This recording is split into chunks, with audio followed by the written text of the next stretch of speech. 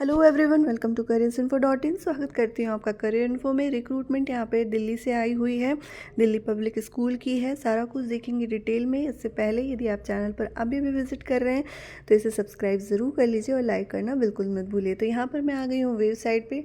आप देख रहे हैं वेबसाइट पे आप जब ये टाइप करेंगे दिल्ली पब्लिक स्कूल द्वारका, तो इस तरीके से सर्फेस ओपन होकर आएगा और नीचे जैसे ही आप स्क्रॉल करेंगे तो यहाँ पर ये वैकेंसी पोजीशंस आई हुई हैं।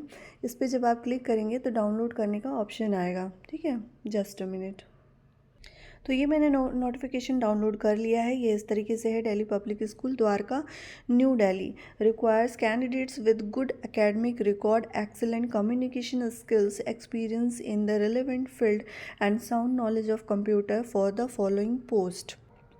तो ये रिक्रूटमेंट देखिए पीजीटी सोशियोलॉजी के लिए है। Post graduation in relevant subject, यानी पोस्ट ग्रेजुएशन आपका होना चाहिए सोशियोलॉजी में और साथ ही में बीएड होना चाहिए।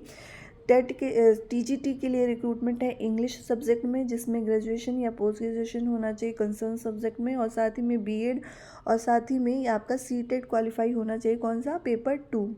सीटेट का पेपर 2 क्वालिफाई होगा तो आपका इंग्लिश सब्जेक्ट जो है टीजीटी में आप जो है एलिजिबल होंगे। नेक्स्ट टीजीटी कॉन्ट्रैक्चुअल पोस्ट है, ये सारे सब्जेक्ट्स के, और ये सारे परमानेंट है और ये कॉन्ट्रैक्चुअल है। ठीक है, क्योंकि टीजीटी कॉन्ट्रैक्चुअल लिखा हुआ है तो कॉन्ट्रैक्चुअल होगा। ये 11 महीने कुछ दिन की ये वैकेंसी होती है, वर्किंग टाइम इसका होता है।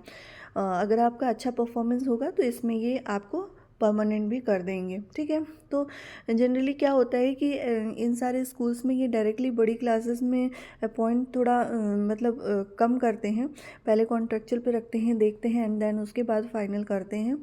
और इसके अलावा भी पहले यदि थोड़ा बहुत परफॉर्मेंस आपका अप डाउन है तो आपको छोटी क्लासेस देते हैं एंड उसके 1-2 महीने बाद आपको जो है परमानेंट उसमें बड़ी क्लासेस में भेजते हैं, ताकि वो उनको भी थोड़ा ट्रस्ट हो जाए। ठीक है, इस तरीके का है। दूसरी चीज़ मैं आपको बताती हूँ कि दिल्ली पब्लिक स्कूल जो है, दिल्ली पब्लिक स्कूल है एंड दिल्ली पब्लिक सोसाइटी करके है। तो जो दिल्ली पब्लिक स्कूल सोसाइटी का जो स्कूल्स हैं वो 10-11 स्कूल्स ही हैं और उनका मैनेजमेंट अलग काम करता है। और दिल्ली पब्लिक स्कूल का जो बहुत सारे ब्रांचेस हैं वो जो उसमें कोर स्कूल्स में नहीं आते हैं, उसमें उनका मैनेजमेंट अलग तरीके से काम करता है। तो ये जो मैनेजमेंट है वो आपको मैं आपको किसी दिन वीडियो में बता दूंगी कि कोर स्कूल्स कौन से हैं दिल्ली पब्लिक स्कूल के, और ऐसे अलग से जो ब्रांचेस हैं वो जो फ्रेंचाइजी तरह से काम करते हैं वो कौन से हैं। तो उससे आपको हेल्प होगी। जैसे आप सेलेक्ट होते हैं ना, तो जो कोर स्कूल में आपका सिलेक्शन होता है तो एज अ टीचर, तो उसमें सैलरी पैकेज भी अच्छी होती है और फैसिलिटीज़ वगैरह सब कुछ बहुत अच्छा होता है। वो एक तरीके से गवर्नमेंट की तरह होता है वो। ठीक है, और ये जो है ये प्राइवेट की तरह काम करता है। ठीक है, तो यहाँ पर देखिए कॉन्ट्रैक्चुअल पोस्ट के लिए है English, science, geography, computer science, BEd आपको चाहिए एंड सीटेट क्वालिफाइड होना चाहिए। फाइन आर्ट्स के लिए music, instrumental, tabla, graduation, post graduation with degree and diploma in the relevant subject के साथ आपका होना चाहिए। ठीक है, नेक्स्ट पीआरटी के लिए यहाँ पे general, maths, BEd, BElEd, CTET qualified होना चाहिए। यहाँ पे ये नहीं लिखा है कि कॉन्ट्रैक्चुअल है या फिर परमानेंट है पीआरटी के पोस्ट के लिए। उसके अलावा यहाँ पर art and craft, music, vocal, Indian and western के लिए, डांस वेस्टर्न के लिए रिक्रूटमेंट है, जिसमें आपका graduation, post graduation with degree, diploma in the relevant subject में होना चाहिए। नीचे हम देख लेते हैं सैलरी एज पर 7th पे कमीशन के अकॉर्डिंग ये काम करेगा। तो CPC and DPS society rules को फॉलो करते हुए।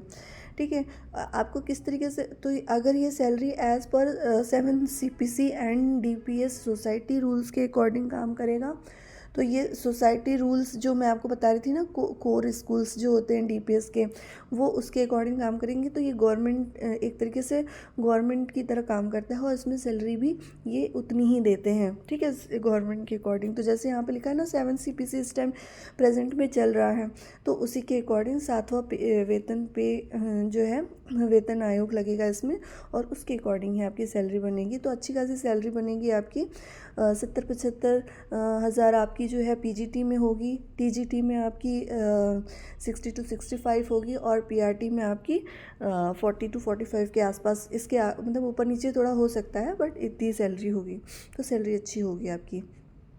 अब यहाँ पे मैं आपको बता दूँ कि apply within 15 days on prescribed form available at the main gate. ठीक है, आपको स्कूल जाना पड़ेगा इसके जो है फॉर्म के लिए,